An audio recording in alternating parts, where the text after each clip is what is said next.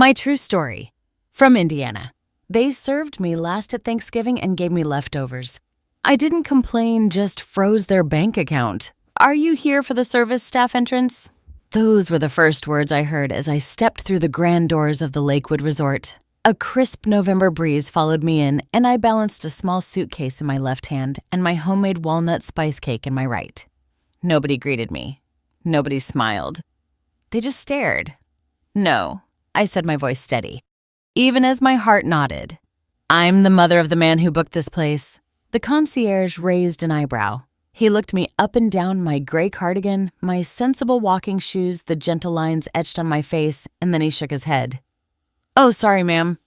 You're just not listed on the guest roster. I nodded slowly, pretending it did not hurt. I tucked my chin and said, that's fine. To my left, I saw Ella, my grandson's girlfriend, leaning casually against the wall. She saw me. She heard every word, but she spun away and swallowed her laughter as if I were nothing but a dull shadow in the room. Moments later, Kelsey, my daughter-in-law, glided in. She wore silk pajamas, straight from a spa, her face still sporting jade eye patches, her lips painted in muted rose. Her expression was crisp, polished, unwelcoming. She saw me and stepped forward, slipping her manicured hand into mine, not in affection, but in control. Helen, sweetie, she said, her voice lined with too perfect warmth. We already told you we're going for a modern vibe this year. No need for old-fashioned food or energy. I swallowed, blinked at the jade patches, and mustard. I baked a walnut spice cake, the one Thomas always loved at Thanksgiving. She looked at the cake as though it were a relic. Maybe just leave it in the staff fridge. The younger ones don't really eat dense food. Dense like my heart. When I asked her where I would stay, she offered brightly, we assumed you'd share with the help. There's a pull-out in the laundry cabin. I steadied myself. Laundry cabin. We just thought, well, it'll be cozy, she said. You're just here for one night, right? Only for the weekend. I fought to keep my voice steady. Then I heard my granddaughter Ivy giggle with her college friend. Grandma's staying here. That's a mood killer, Ivy whispered. She's going to talk about how we used to peel potatoes by hand in the blizzard of '74 again. And they shared a smirk and turned away. Just then, Thomas came up behind me. He crossed his arms, looked at them both, then to me. He kissed my temple and whispered, Mom, don't make a scene. You're just here for one meal. Please don't ruin it, like you ruined Dad's funeral. He didn't wait for a response. He walked away, nodding to Kelsey, who led me off toward the laundry cabin. I stood silent. I did not say one word about my feelings. I did not demand respect. I didn't argue. Inside, there was no paper keycard waiting for me. On the seating map by the fireplace, every name was written in elegant calligraphy. Thomas, Kelsey, Ivy. Ella, but not mine. I wandered to see where my seat might be. They had left me a place at the small round table beside the staff drink station behind the kitchen. I sat alone. No water was offered, no wine. I watched them seated around a long oak table overlooking the lake, raising glasses to each other, to family and to this new chapter. Thomas toasted. Kelsey raised her eyes to mine, a glance as cold as the lake outside. And certainly not to ghosts from the past. She added, smiling at Thomas, her eyes glittering with triumph. Ghosts. That was how I felt. Forgotten, transparent, a wandering presence with no invitation to belong. I picked at the scraps someone had left, stuffing cooled to room temperature, a few dry turkey shreds, and a scoop of broken gravy. Leftovers from leftovers. The sort of meal served to someone no one bothered to include. After a few bites, the lights dimmed and the MC raised a microphone. He was a cousin from Kelsey's side, brought in just for show. Let's share our gratitude tonight, he said. Names matter. Voices matter. We celebrate those who built this family. They went first. Ivy talked about her upcoming internship. Her friend joked about holiday cookies. Kelsey talked about the future of their new home. Thomas gave a short speech about growth and renewal. When the microphone reached me, I stood. Kelsey stepped in, her voice so quiet I could barely hear it. But the room hushed just the same. Not you. This isn't your moment, Helen. Don't embarrass us again. She must have expected me to fold. I stood, frozen, tears threatening, but not falling. I forced myself to sit. They rolled out the cake. Dark marble chocolate blushed with raspberry frosted words read, To the family that built this. I scanned the names. Mine was absent.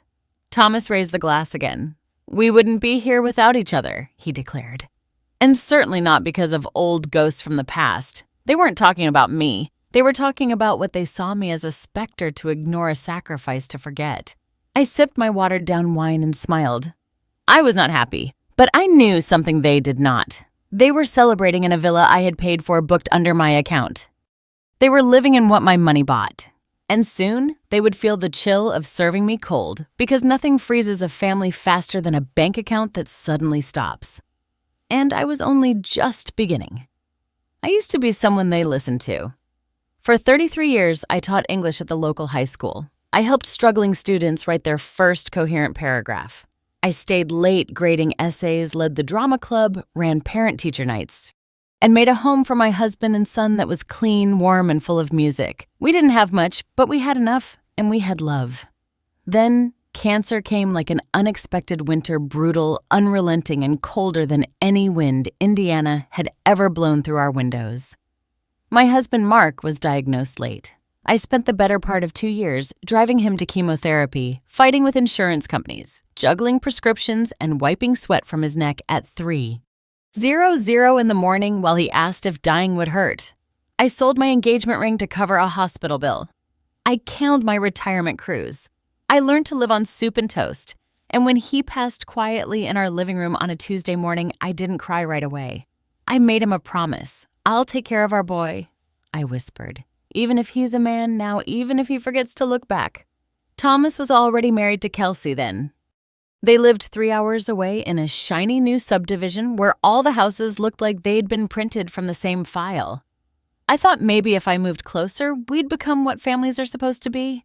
So I packed my things and bought a modest condo 15 minutes from their place. I brought them pies. I offered to babysit. Kelsey would smile politely and say, "We're good, Helen, but thank you," before disappearing behind glass doors. Still, I believed proximity would build connection. Then came Thomas's idea, a restaurant. "It's what I've always wanted to do, Mom," he told me over coffee one afternoon. "A brunch place, classy but accessible. Kelsey's got a branding background and I've got the concept. The bank didn't approve our financing." I listened. I nodded, and then I did what mothers do. I stepped in. Thomas's credit score was dismal, and Kelsey didn't qualify a loan, but I had savings. I had equity in my condo. I had the inheritance my sister left me. I had enough to co-sign to be listed as the financial guarantor to carry the weight they weren't ready to hold. "I don't want ownership," I told them. "Just let me help you get started." Thomas hugged me. Kelsey called me a lifesaver.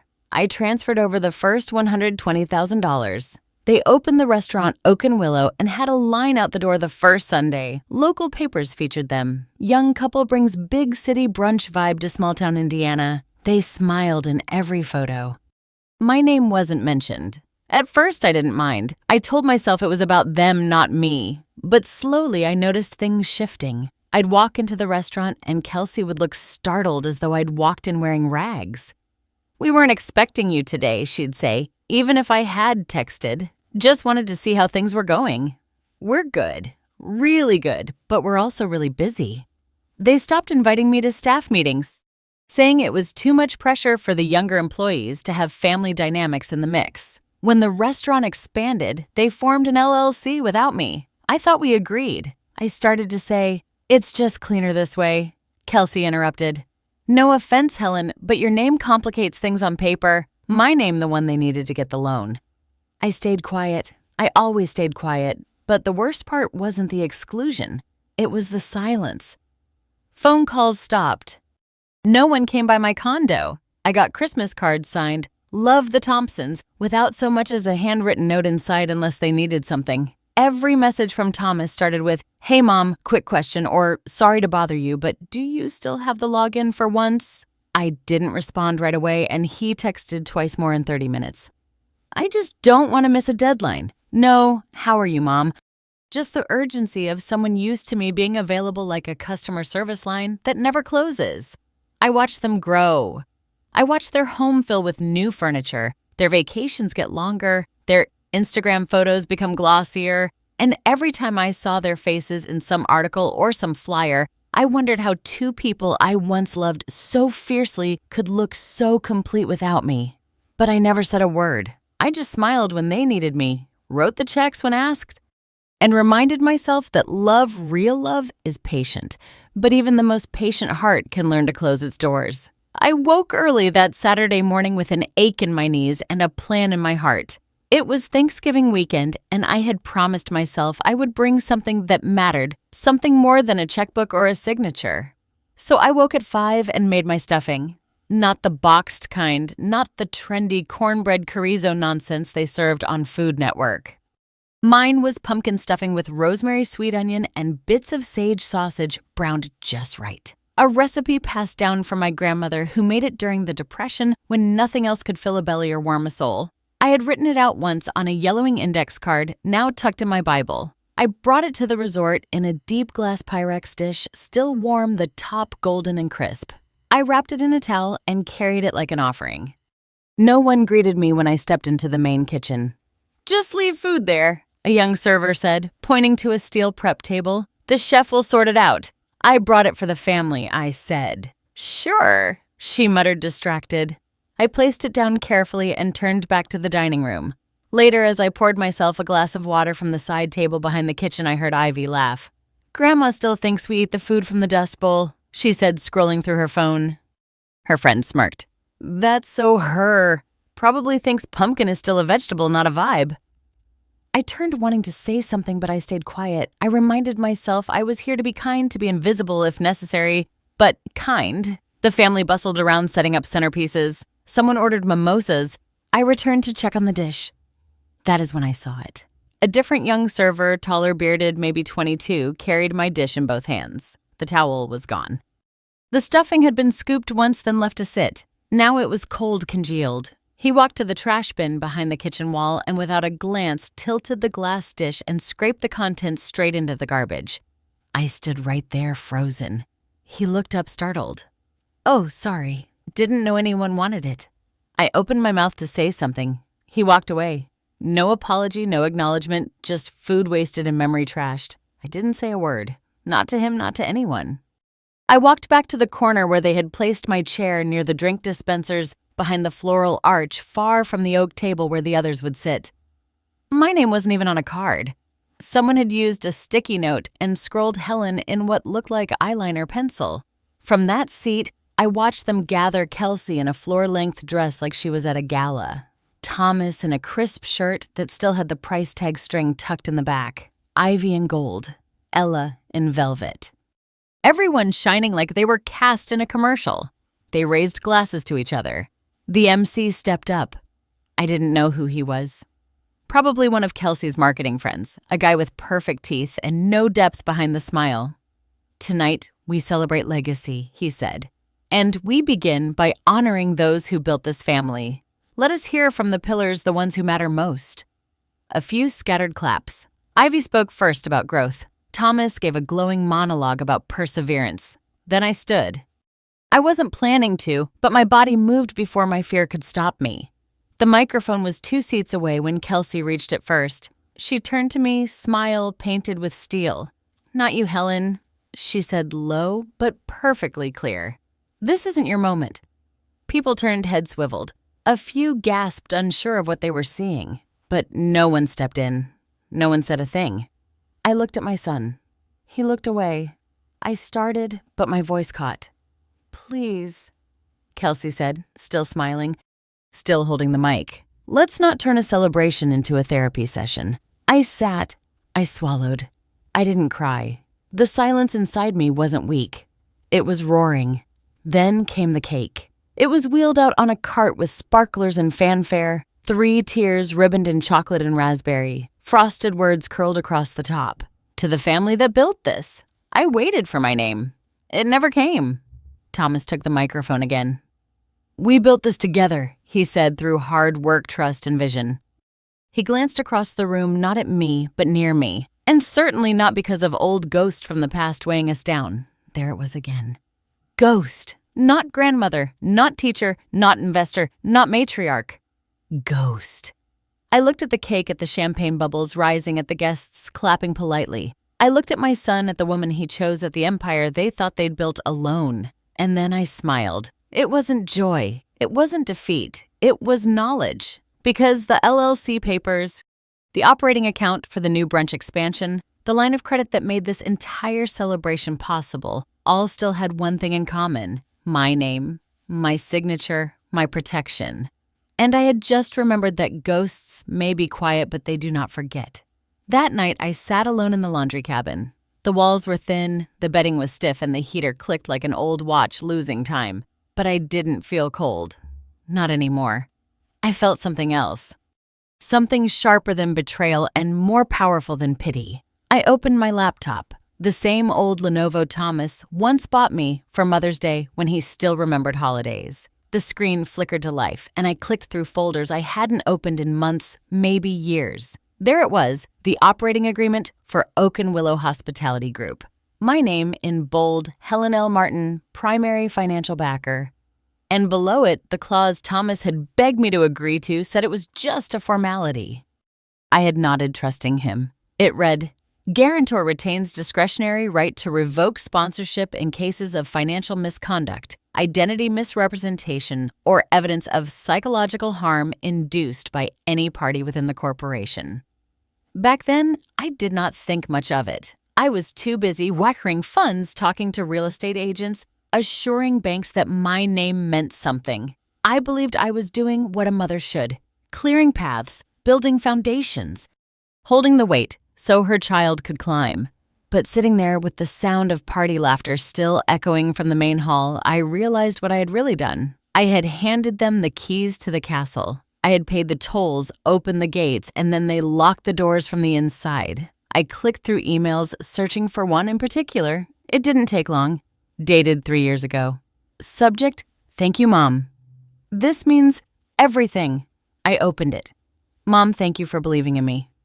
I know our family has been through a lot, and I know Dad would be proud of this next step.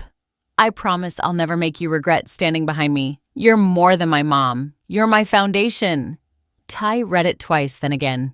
Each word now sounded like theater. Not love, not gratitude, just another script played out for convenience. I looked at the signed digital document attached to it. My signature at the bottom of the First Capital Investment Transfer, $120,000 zero, followed by 3 more deposits over the following 18 months.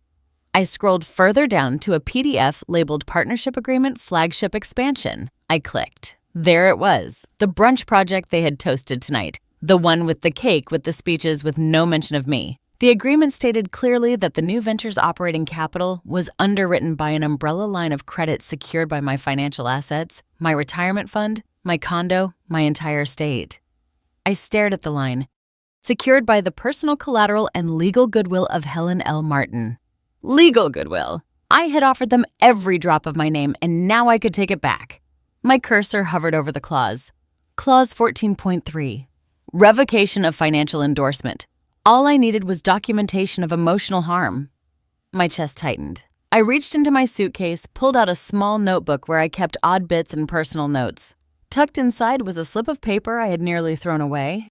One I had found in my mailbox weeks before Thanksgiving. It was a printed group text accidentally mailed to me with a promotional flyer. From Kelsey to Ivy and Thomas. Just make sure she stays out of the way this year. I'm not dealing with her crying or weird traditions again. Mom's just the wallet with a wig Ivy had typed. No wig, just bad hair and opinions, Kelsey replied. Thomas hadn't replied, but he hadn't objected either. I scanned it into my computer. Then I reached for my phone. I found the voicemail from a week prior when Thomas had called late one night. Not to say hi, not to check on me. "Hey, Mom, we need to add your name to a new investor presentation. Just for credibility, not actual input. Don't overthink it. Okay, not actual input." I saved the recording. Then I opened my drafts folder and began typing. To whom it may concern. In accordance with Clause 14.3 of the Oak and Willow Financial Agreement, I, Helen L. Martin, am formally submitting my intention to revoke all sponsorship, endorsement, and financial backing of the entity and its affiliates effective immediately. This revocation is based on grounds of emotional mistreatment, intentional misrepresentation of involvement, and psychological harm documented through electronic and written communication. All use of my name identity or financial standing in promotion, guarantee, or legal agreement is henceforth unauthorized and must cease. Please see attached evidence for reference. Respectfully, Helen L. Martin. I attached the group text, the voicemail, the email from Thomas, a photograph I had taken earlier that day, my place card on a sticky note taped beside the soda dispenser, while the rest of the table shimmered under golden plates and floral runners. I didn't send it, not yet. I saved it to my desktop under a new folder titled, For When the Cake Crumbles. Then I shut the laptop, leaned back in the creaking cot, and stared at the ceiling. My fingers were steady. My breath was slow. I felt neither vengeance nor rage, just clarity. They could toast themselves in public. They could praise each other in speeches. They could pretend I had never built the table they now danced around. But I had the receipts. I had the name they needed, and I had the power they forgot. I held the key. I once gave, I could take it back. By morning, I no longer felt like a guest. I felt like an accountant with a ledger long overdue. The rest of the family had gone off to their morning spa appointments and a private boat tour Thomas had arranged as a Thanksgiving detox. I stayed behind in the laundry cabin. The linens still smelled faintly of bleach. It suited me just fine. I needed silence for what I was about to do. I opened my laptop, breathed in deeply, and reviewed everything one more time. The clause, the evidence, the draft letter. Then I opened a new email to commercial banking. Subject, immediate revocation of financial endorsement. Evident logic, I wrote slowly with intention. To whom it may concern, this is a formal notice to revoke all financial support, sponsorship, and endorsement related to the project Oak and Willow Brunch expansion. Project code XYZ, including but not limited to any lines of credit lease agreements and vendor accounts established in association with my legal and financial identity. Effective immediately, I withdraw all authorization for the use of my name, assets, or reputation as security or collateral.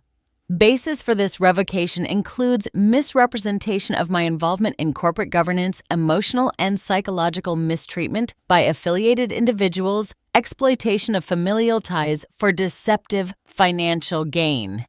Then I attach the files. First the audio, it was short, less than 10 seconds, but sharp as a blade. Kelsey's voice flippant and cruel. She's just the checkbook with wrinkles. She won't say no. She never does. It was recorded during one of their staff meetings. A young hostess had heard it and sent it to me weeks ago. She didn't like how they spoke about me, said she was raised better. I added the video clip next, a blurry recording taken by one of the kitchen staff showing me sitting alone at the folding table behind the wine cooler, quietly chewing on cold turkey and congealed stuffing while the rest of the family dined under chandeliers. Then, I attached a photo of my pumpkin stuffing being dumped into a trash bin by a server. Mid-shift, the timestamp matched Thanksgiving afternoon. The dish still bore my name scribbled on masking tape.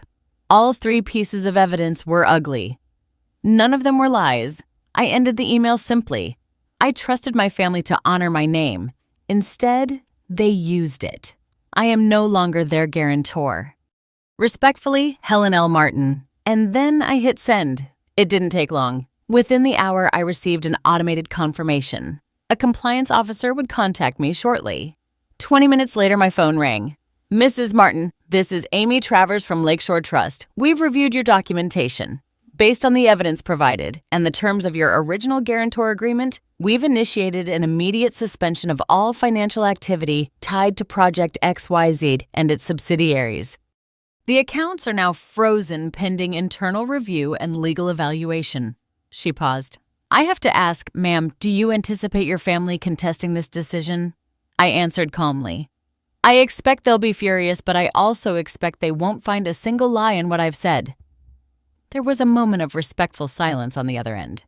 Well, then you've handled this with remarkable clarity. No emotion showed on my face. I didn't smile, I didn't cry. But deep inside, I felt the first taste of a different kind of warmth. Not joy, not revenge, but something truer justice. Let them sip champagne. Let them sail around the lake with rented joy. Because when they returned, they'd find out what it felt like when the tap runs dry and the faucet they never thanked was gone. It did not take long. By Sunday morning, the cracks were showing. I was sitting by the window of my condo, a warm mug of black tea in my hands, watching the last leaves fall from the maple tree across the parking lot. The phone buzzed twice. 3 times I ignored it. I had already done what needed to be done. Let silence answer them now. But by afternoon, it was no longer silence. It was noise. I received a text from a neighbor's teenage daughter, an accidental message meant for a friend, with a link to a TikTok video attached bitter brunch baby posted 5 hours ago. Caption: when you work a 14-hour holiday shift and your paycheck bounces because your boss's MIL snapped. The video opened on a waitress in her uniform sitting on a curb outside Oak and Willow holding an empty coffee cup. She froze the whole thing, the girl said to the camera, laughing bitterly. Apparently, Grandma funded everything and got sick of being treated like furniture, so now we don't get paid until the lawyer sorted out. Happy Thanksgiving, I guess. The comments rolled fast. I watched the video twice. It felt surreal. My life, my pain reduced to pixels and punchlines, but I did not flinch. This was not revenge. It was revelation. I was no longer the invisible one. I was being seen, if not by my family, then by the world that watched them. An hour later, Thomas called. His name lit up my screen. I let it ring once, twice. Then I answered, "Mom, what the hell did you do?" He snapped, skipping even a greeting. "You ruined everything." There was no trace of the boy I raised, no softness, just panic wrapped in entitlement.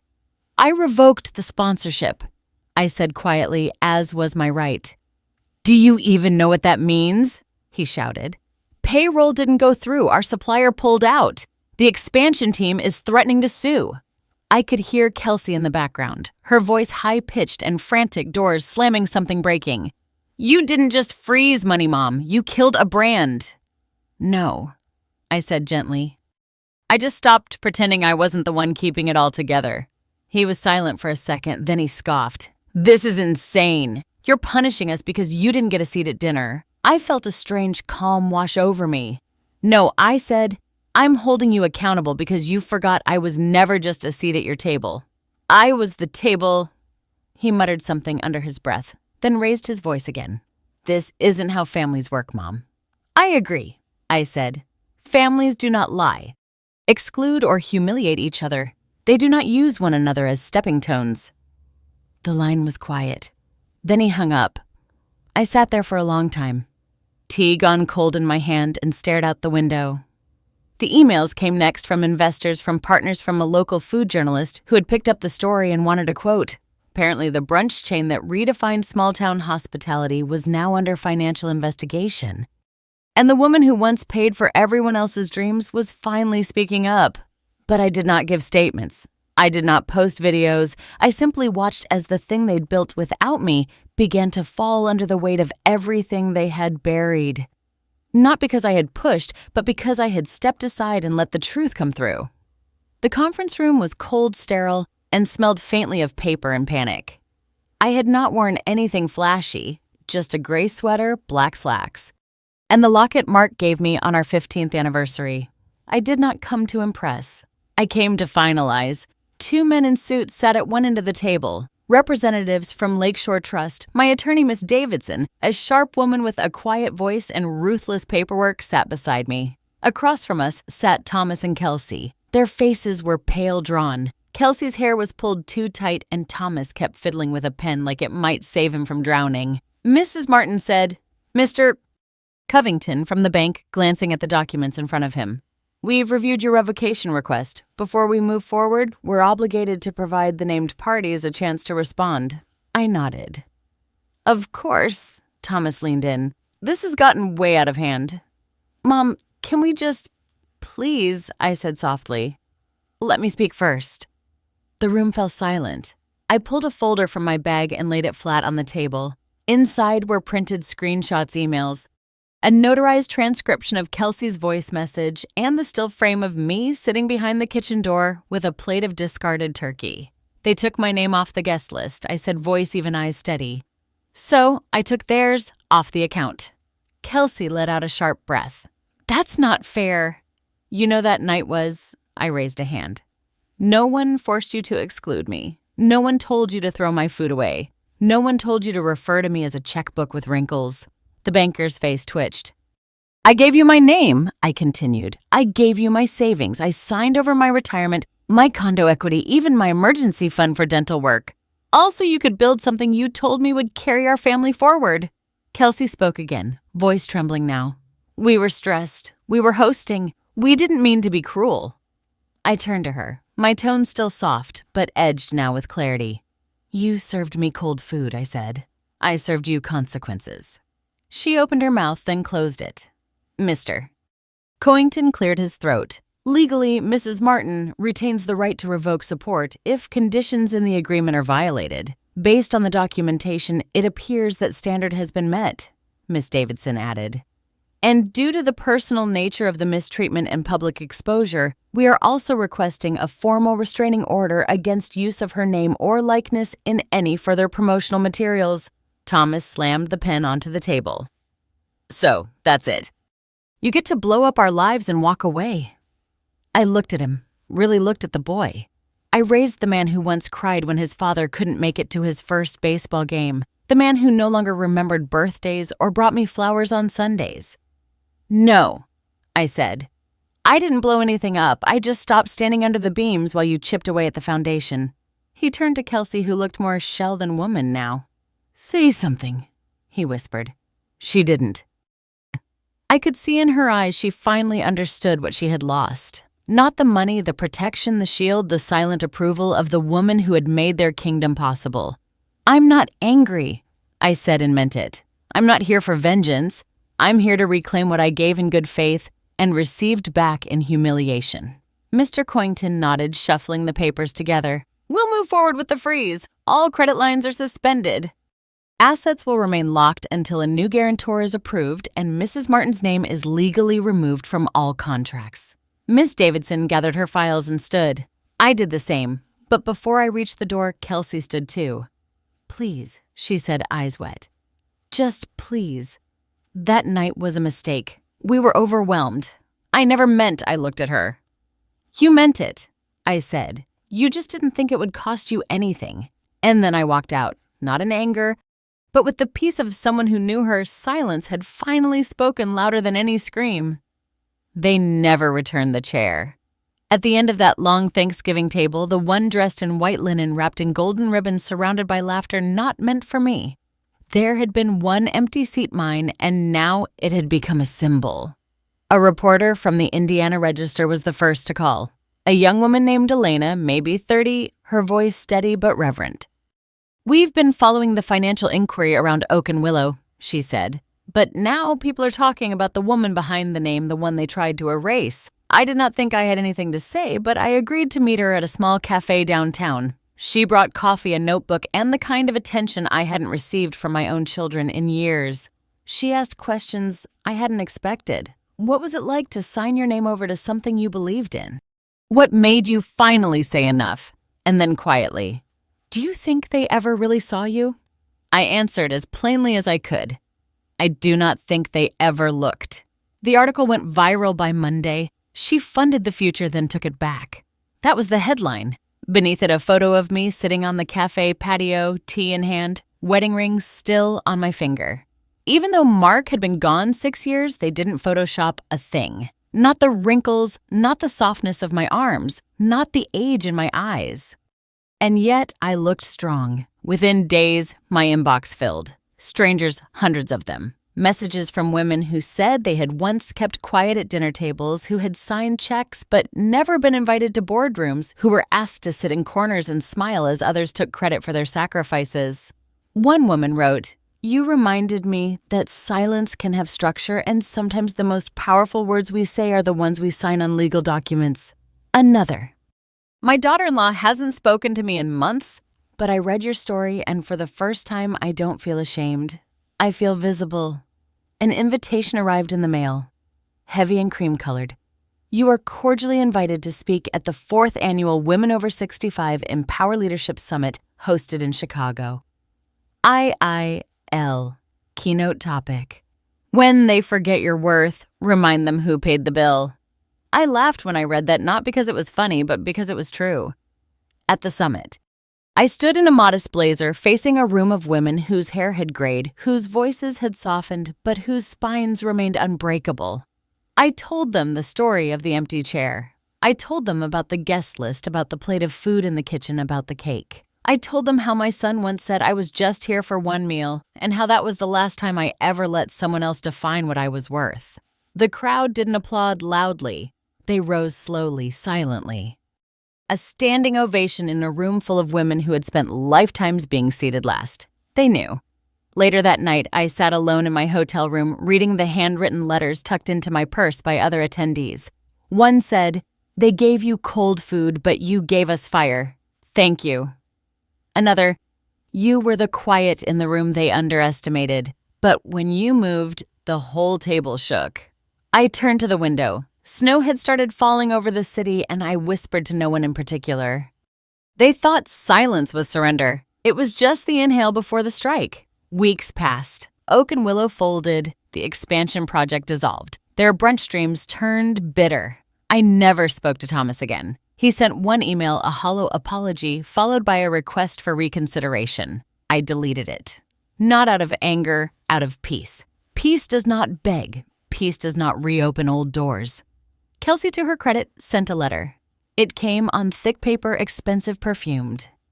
"Helen, you don't owe me forgiveness, but I owe you acknowledgement. I see now what you did and what you endured. You were never the checkbook. You were the foundation. I am sorry I realized it too late. K." I did not reply. Not because I wished her harm, but because I wished her growth. Let that be enough.